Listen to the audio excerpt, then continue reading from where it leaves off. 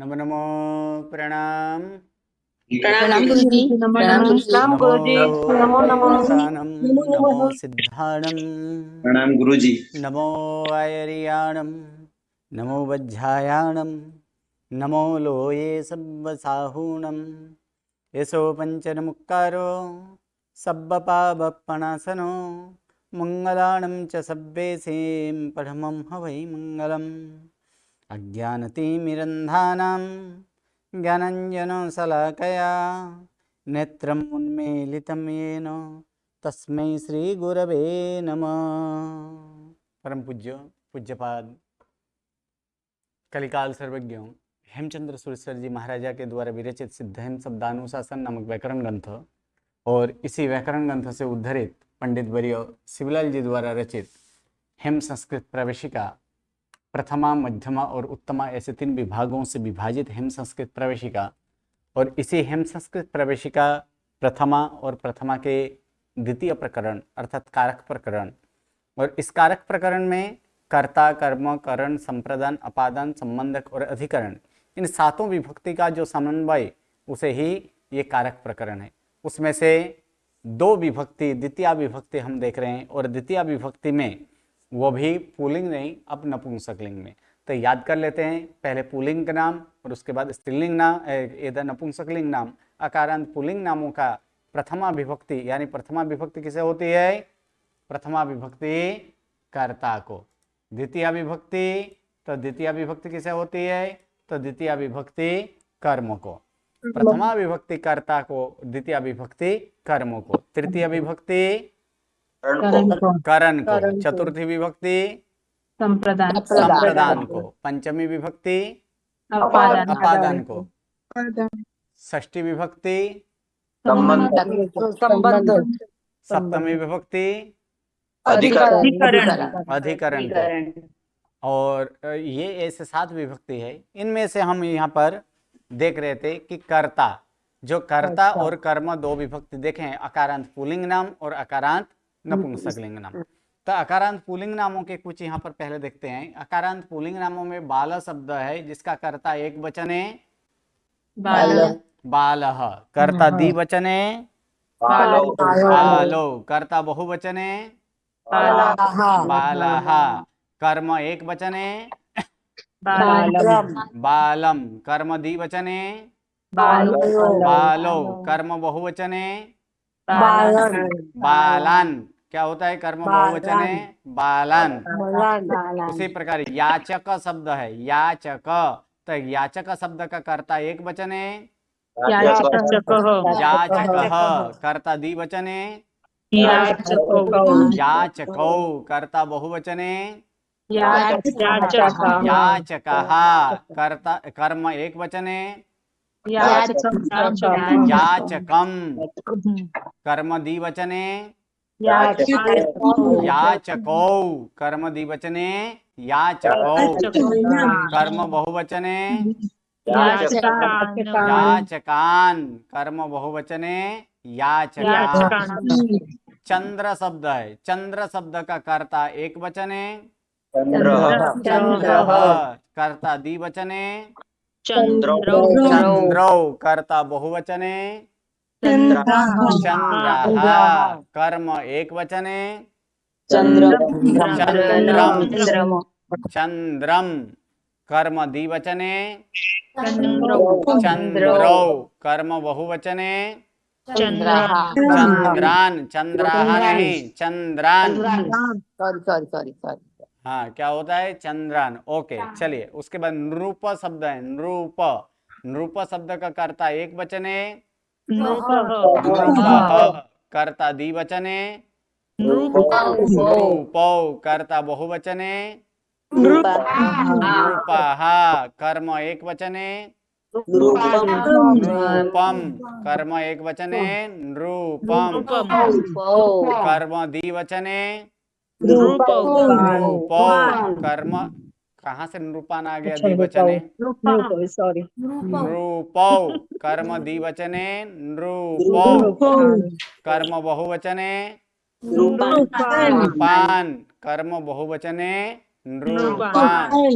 उसी प्रकार महेश शब्द है, महेश शब्द का कर्ता एक वचन है महेशः,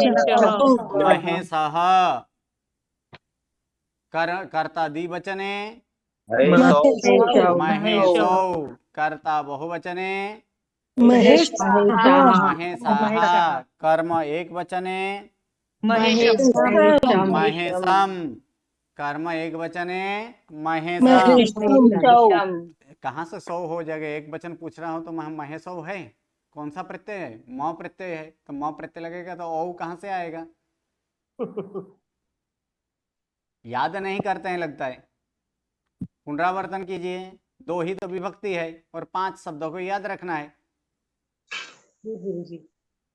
कर्म द्विवचने महेशौ, कर्म बहुवचने महेशान। सही है, अभी भी थोड़ा थोड़ा गलत पड़ रहा है, सभी का एक साथ में उच्चारण आना चाहिए। चलिए अब नपुंसक लिंग में देखते हैं। तो जैसे नपुंसक लिंग में कर्ता एक वचन है, कमल शब्द है, कर्ता एक वचन है कमलम। सही है, कमलम। कर्ता द्विवचन है कमले। सही है, कर्ता बहुवचन है कमलानी। क्या होता है, कमलानी। कर्म एक वचन है कमलम, कर्म द्विवचन है कमले, कर्म बहुवचन है कमलानी। फल शब्द है, फल शब्द का कर्ता एक वचन है फलम, तो फल शब्द का कर्ता द्विवचन है फले, कर्म कर्ता बहुवचन है फलानी, कर्म एक वचन है फलम, कर्म द्विवचन है फले, कर्म बहुवचन है फलानी। नयन शब्द है, नयन शब्द का कर्ता एक वचन है नयनम, कर्ता द्विवचन है नयने, कर्ता बहुवचन है नयनानी, कर्म एक वचन है नयनम, कर्म द्विवचन है नयने, कर्म बहुवचन है नयनानी। जल शब्द है, जल शब्द का कर्ता एक वचन है जलम, कर्ता द्विवचन है जले, कर्ता बहुवचन है जलानी, कर्म एक वचन है जलम, कर्म द्विवचन है जले, कर्म बहुवचन है जलानी। उसी प्रकार से दूसरा शब्द है नैवेद्य। तो नैवेद्य शब्द है तो कर्ता एक वचन है नैवेद्यम, कर्ता द्विवचन है नैवेद्य, कर्ता बहुवचन है नैवेद्यानि, कर्म एक वचन है नैवेद्यम, कर्म द्विवचन है नैवेद्य, कर्म बहुवचन है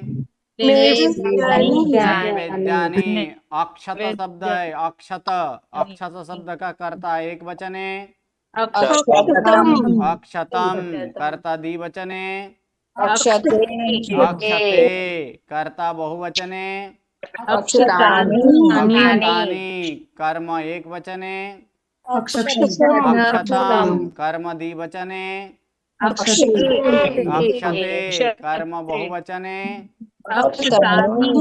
अक्षतानि। मुख शब्द है, मुख शब्द, तो मुख शब्द का कर्ता एक वचन है मुखम, कर्ता द्विवचन है मुखे, कर्ता बहुवचन है मुखानि, कर्म एक वचन है मुखम, कर्म द्विवचन है मुखे, कर्म बहुवचन है मुखानी।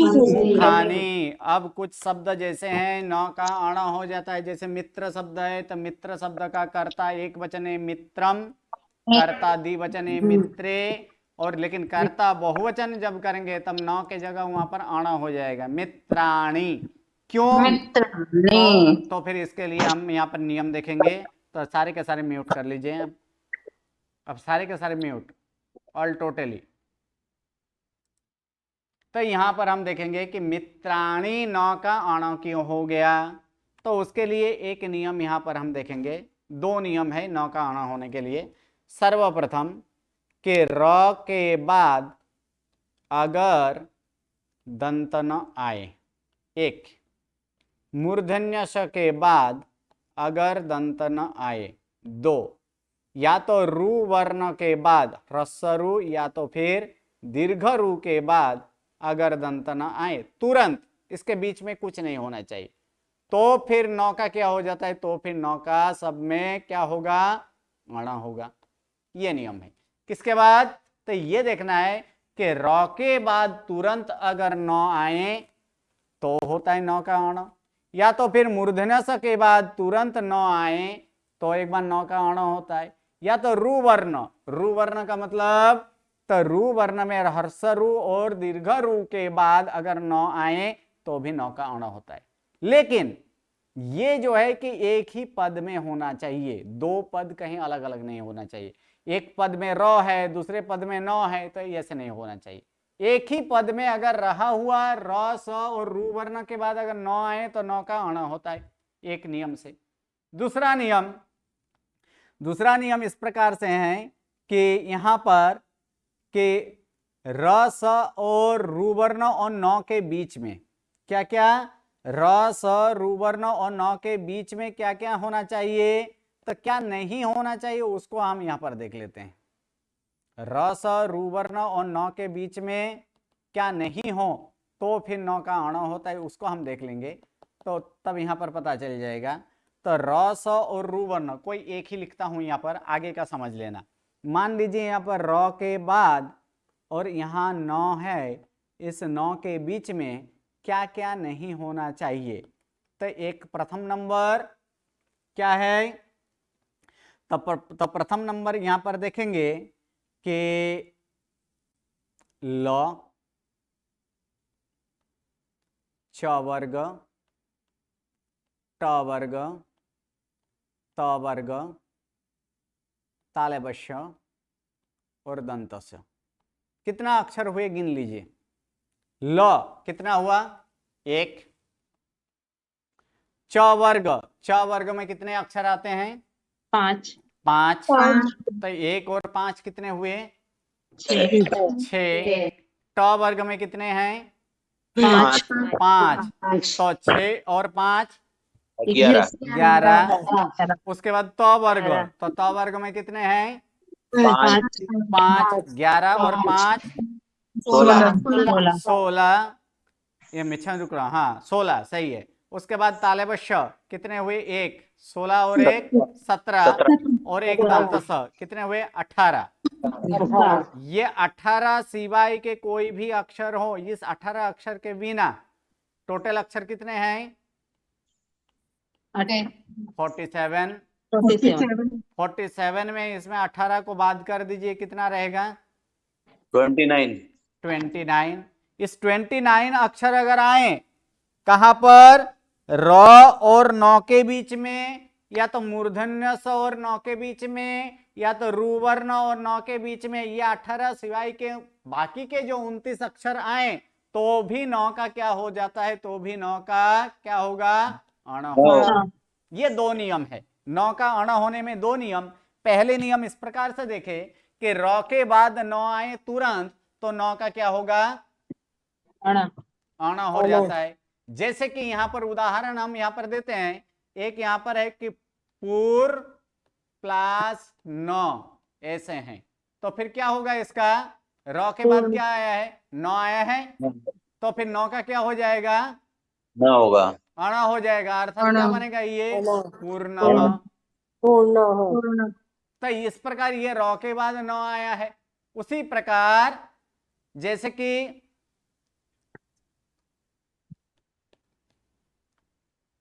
विष नह, ऐसे जो है कि तो फिर यहाँ इसको क्या लिखा जाता है, विषण्णः, ठीक है।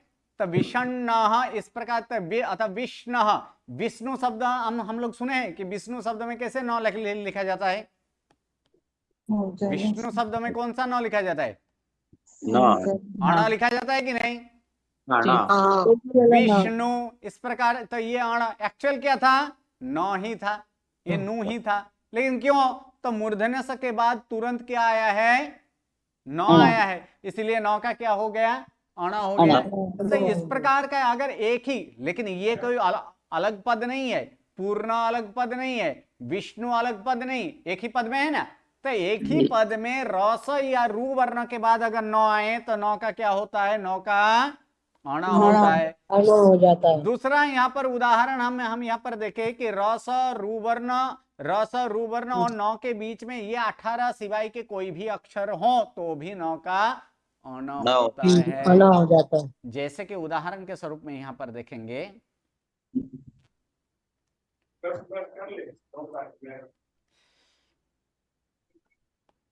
मित्रानी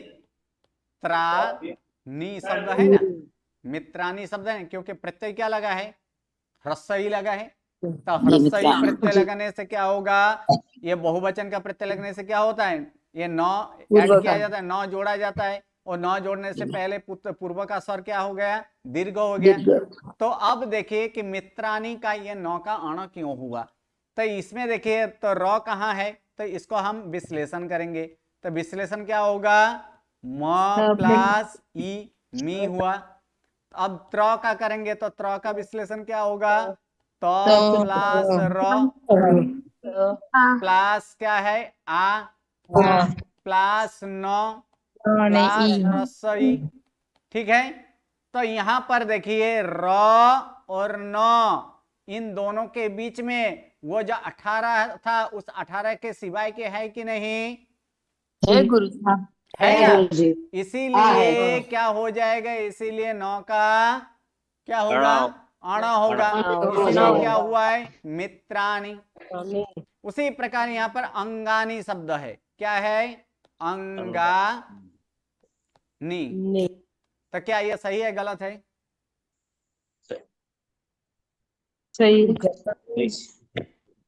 सही है, ये क्या, ये सही है, क्योंकि इसमें नौ का अणा होने का कोई चांस है नहीं है, तो ये क्या, ये सही है। चलिए दूसरा यहाँ पर शब्द लिखता हूं मैं, पुष्पानी, ये शब्द सही है कि गलत है, सही है, गलत है गुरु, सही है, गलत।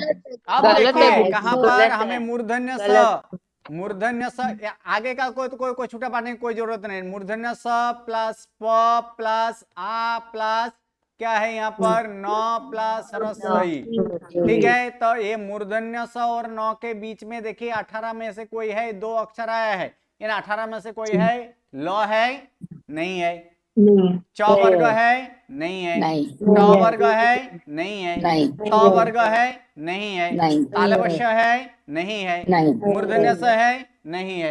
चलिए ये तो हो गया, लेकिन उनमें से आ जो है, आ आया है, क्योंकि 18 में से सारे के सारे क्या है, व्यंजन है ना, हाँ। तो ये तो स्वर है, तो इसीलिए ये नौ का यहाँ भी क्या होगा, अणा होगा, अर्थात क्या होगा, पुष्पाणी।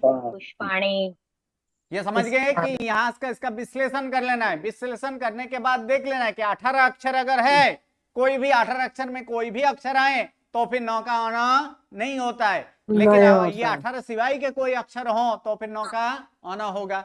चलिए दूसरा यहाँ पर शब्द मैं देता हूं, ये है उदरानी, सही है कि गलत है, गलत है गुजी, र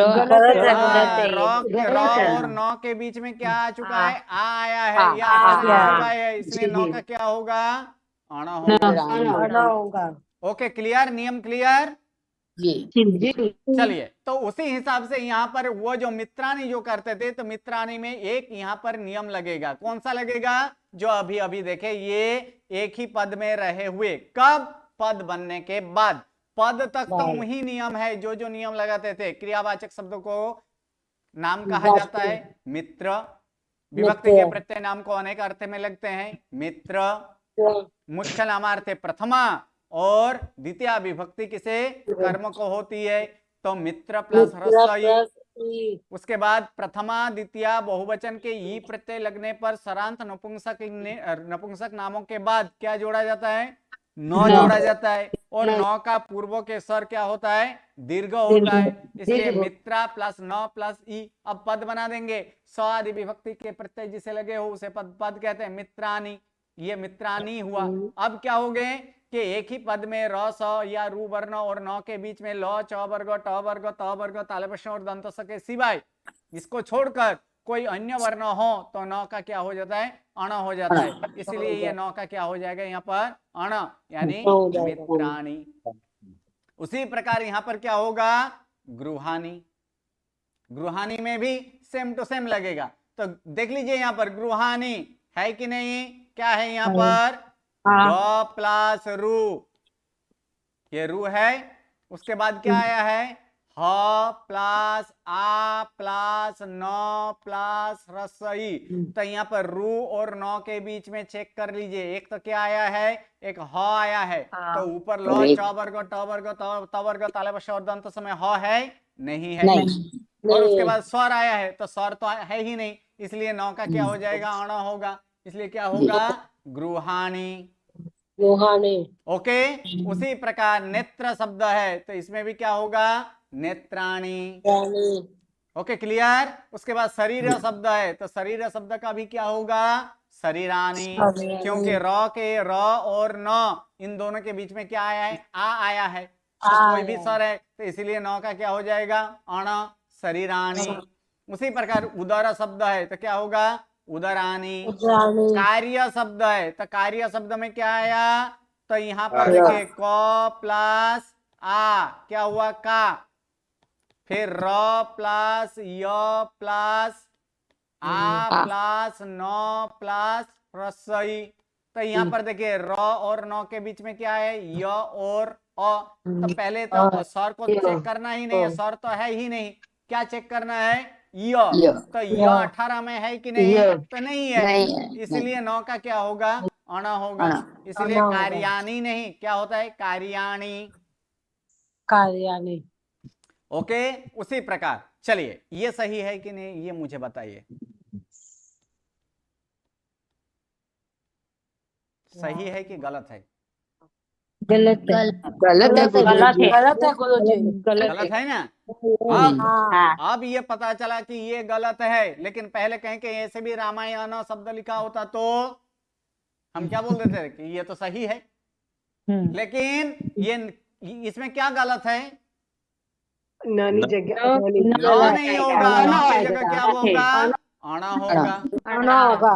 क्योंकि ये देखिए र और न इनके बीच में क्या आया है, कि एक आ आया है, म आया है, आ आया है, य आया है और अ आया है। पहले स्वर को तो छोड़ दीजिए, स्वर तो है ही नहीं, ठीक है। तो इसमें देखिए ल च वर्ग ट वर्ग त वर्ग तालव्य और दंत समय कोई है, तो नहीं है, तो म बराबर चाहिए, यह भी नहीं है, इसलिए यहाँ पर न नहीं होगा, लेकिन क्या होगा, अण होगा, रामायण। ठीक, बोलिए कौन है, A81, क्या प्रश्न है, गुरुजी जितने भी अक्षर आएंगे उनको सबको देखना पड़ेगा क्या इसमें 18 अक्षर देख लीजिए।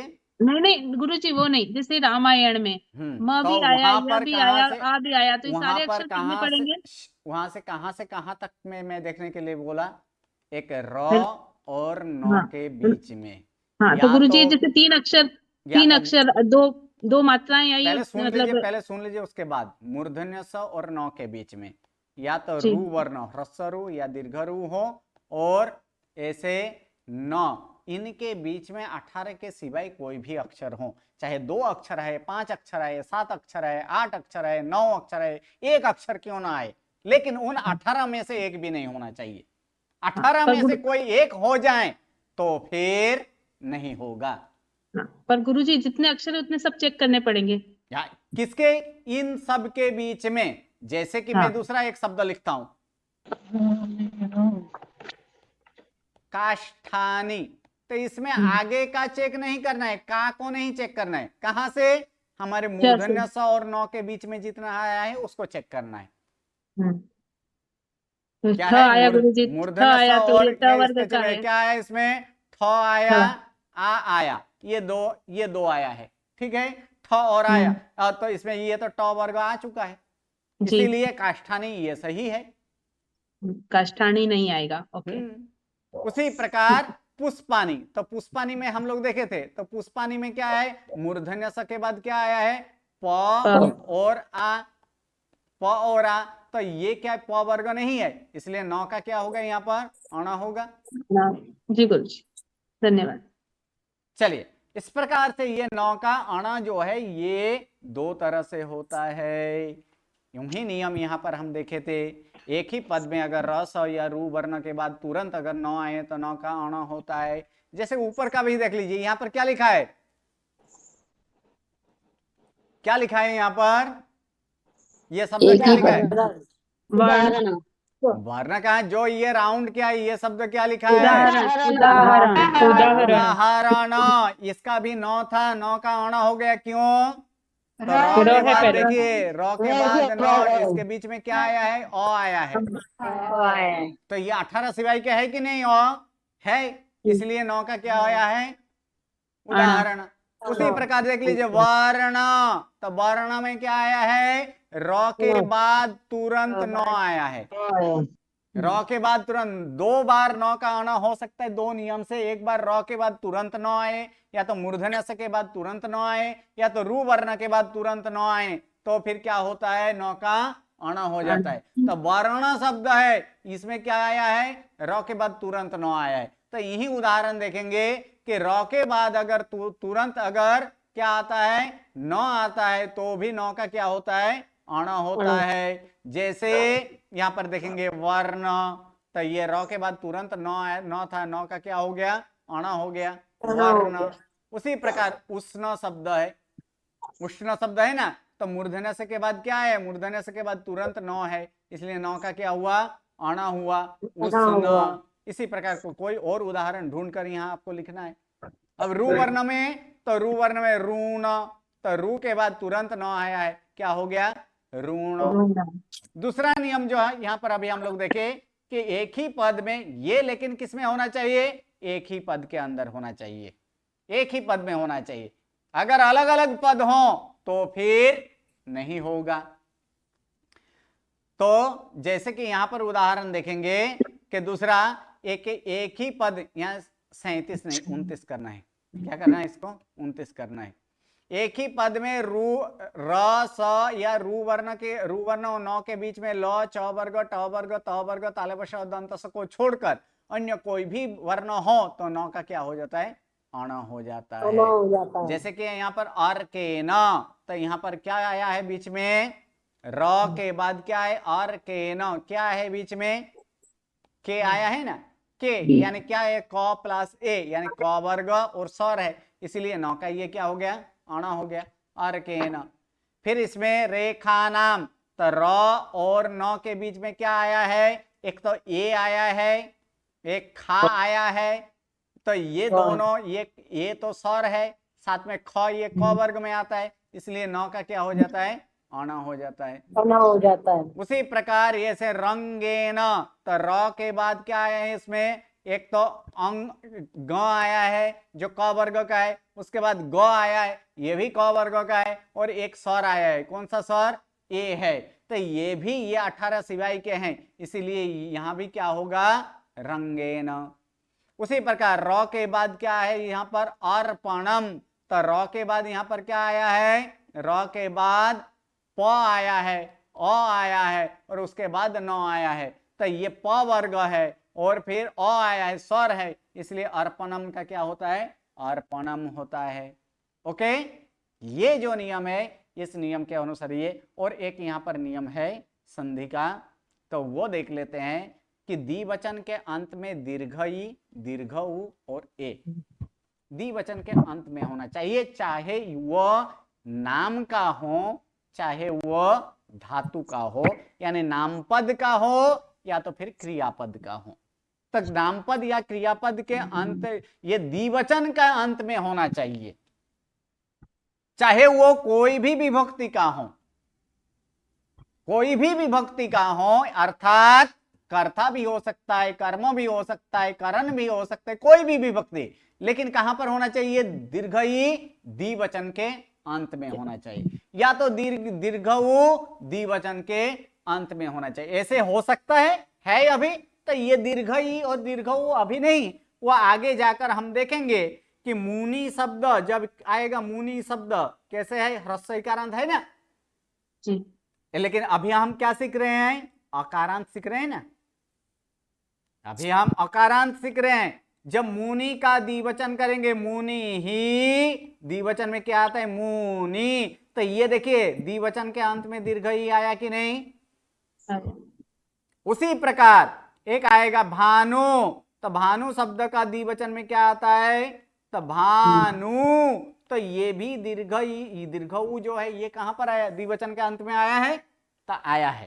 तो इस प्रकार अथवा तो ए कहां पर? ए जो है ये द्विवचन के अंत में, तो ए द्विवचन के अंत में हम लोग अभी अभी देखे कमले, ये कहाँ है? कमलम कमले, तो कमले किस में आता है? द्विवचन में आया है। तो ये द्विवचन के अंत में अगर आया हो और उसके बाद अगर कोई स्वर आता है तो फिर वहां संधि नहीं होती है।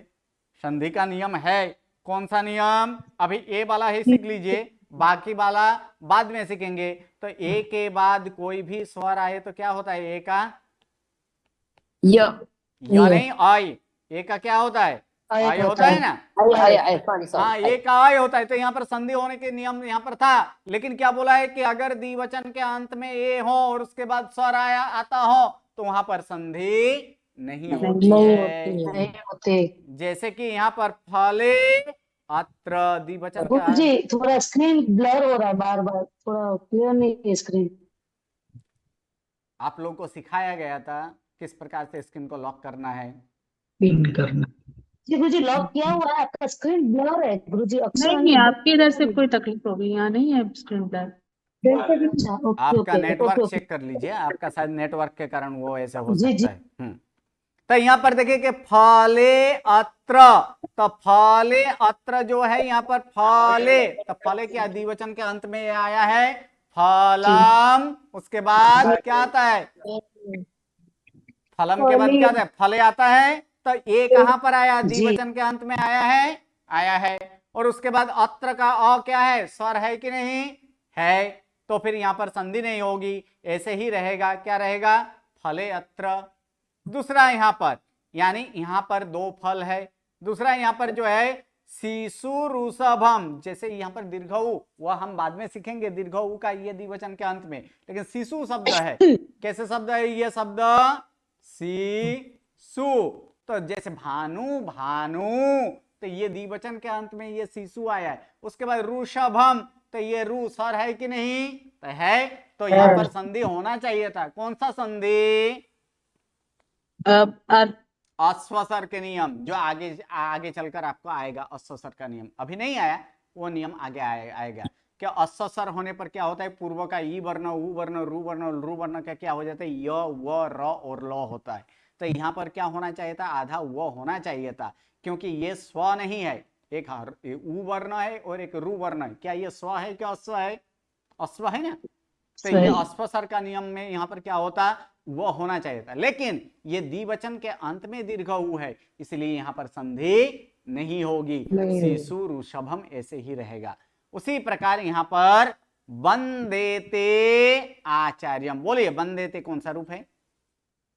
द्विवचन आत्मनेपदी आत्मनेपदी अन्य पुरुष द्विवचन, अन्य पुरुष द्विवचन में आता है ना। अन्य पुरुष वंदे, वंदावहे, वंदामहे उत्तम पुरुष, वंदसे, वंदेते, वंदद्वे मध्यम पुरुष, और वंदते, वंदेते, वंदन्ते अन्य पुरुष। तब वंदेते अन्य पुरुष द्विवचन का रूप है। द्विवचन का अंत में क्या आया है? ए आया, ये आया है। उसके बाद क्या है? आचार्यम, आ आया है, ता आया है। तो आ क्या है? स्वर है कि नहीं है? तो क्या इसमें नियम क्या बोला गया है कि द्विवचन के अंत में ए हो और उसके बाद कोई भी स्वर आए तो भी संधि नहीं होती है, नहीं होती है। उसी प्रकार दीर्घ ई वाला एक देख लेते हैं। यहाँ पर मुनि, ये मुनि शब्द का द्विवचन क्या होता है? मुनि, यानी कर्ता कर्म द्विवचन में मुनि, ये द्विवचन के अंत में आया है। उसके बाद स्वरा है अर्चति, तो यहाँ भी संधि नहीं होगी। तो नोलाइवी हाँ नोलाइवी सीरम क्या हुआ?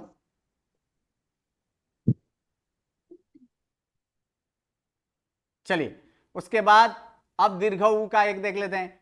भानु अटतः, यहाँ भी भानु, ये ऊ जो है ये द्विवचन के अंत में दीर्घ ऊ, जब आगे ह्रस्व उकार अंत रूप देखेंगे तब होता है भानु, भानु, ये द्विवचन के अंत में दीर्घ ऊ आया है और उसके बाद स्वर आया है, इसलिए यहाँ भी संधि नहीं होगी। उसी प्रकार दीर्घ ई का और एक देख लेते हैं। कवि, कौन सा मूल शब्द क्या है इसका? कवि ह्रस्व इकारांत है, लेकिन इसका द्विवचन जब करेंगे प्रथमा द्वितीय द्विवचन का रूप क्या होगा? कवि। तो ये कवि, उसके बाद दीर्घ ई प्लस आ, ये स्वर है, तो यहाँ भी संधि नहीं होती है, यानी कवि आचरतः। तो इस प्रकार से यहाँ पर हम देखें कि अगर द्विवचन के अंत में दीर्घ ई हो, दीर्घ ऊ हो और उसके बाद और ए, द्विवचन के अंत में ए हो और उसके बाद अगर कोई भी स्वर आता हो तो वहां संधि नहीं होती है। ओके, तो इस प्रकार यहां पर चलिए द्वितीय विभक्ति तक हम लोग सीख चुके हैं। इसका जब जो वाक्यानुवाद है वो वाक्यानुवाद बाद में देखेंगे। अब कल से पुनरावर्तन, तो पुनरावर्तन एक पेज में कैसे करना है वो हम देखेंगे। लेकिन एक बार जो क्या बोला है, वर्ण परिचय जो हम सीखे थे उस वर्ण परिचय को एक बार देखकर आइएगा और कल एक पेज लेकर आइएगा और उस पेज में क्या करना है कि आधा पेज में कि एक पेज में अब तक जितना सीखे हैं उतना में ही पूरा के पूरा पुनरावर्तन हो जाएगा। कैसे करना है वो कल सिखाएंगे। नमो नमः, प्रणाम। गुरुजी प्रणाम